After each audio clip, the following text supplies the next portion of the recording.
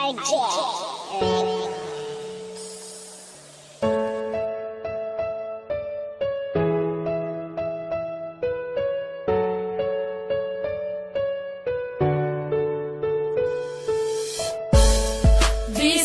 layo ka, kihigugmati ka,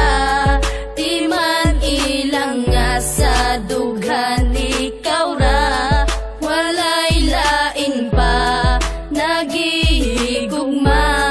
kaysa dughan ko ikaw ra na. Bisag layo na ka, di man ilang gihigugmati ka, dili mahimo nga ilisan kay tungod ikaw ra ang nakatag-iya sa dugan ug walay lain pa, dili masilbi na mangita pa ko ug ikaduha kontento nako sa imo ug dili magbago ang mga saan na ginapambuyan ko kanimo, bahalag long distance pa ni atong relasyon, basta ang ato ang gugma ato ang ipadayon, ang tuson kuman ang kami nga wala ka, andam ko nga magtagad para lang sa imuha, bahalag dili ta magkitag pila ka tuig, basta sa usat usa puno taog pagsalig, mga pagsalig nga dili pwede nga balion, gimingaw mag-usa imo ako ang antuson, sayang man ang panahon na wala ta nag-uban, ti maniway lain nga mulabaw sa akong dughan.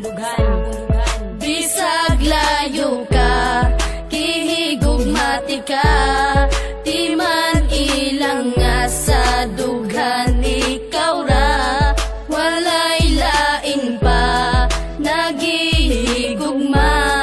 kaysa dughan ko ikaw ra nagbisa. Grabe, ako man untang giantos ang tanan, pero gibuwat ragyapon ng imo kong gibiyaan, pasakit ra ang nadawat ning ako ang dugan, puro panaad ka lang jud ug wala nay natuman, ingani ba ang ikabalos mo pirti ka sakit, ug taga-adlaw kong dala ang gihatag na sakit, pero bisag sakit sa dugan ang imong gihatag, nagpabilin japon ang gugma og di mausab, og karon layo na kaandam kung magpaabot, antoson ko ang kamingaw sa imong pag-abot, unta makabalo ka na ikaw ra jud gihapon, ang sulod ning akong dugan unta imong dunggon, kay dili na ko itugot na ikaw mawala, agwan taon ko na lang na dili ta magkita, pero timan inagpabilin ang gugma ko kanimo, nabisag unsaon ang gugma ni Jonas di mabag-o.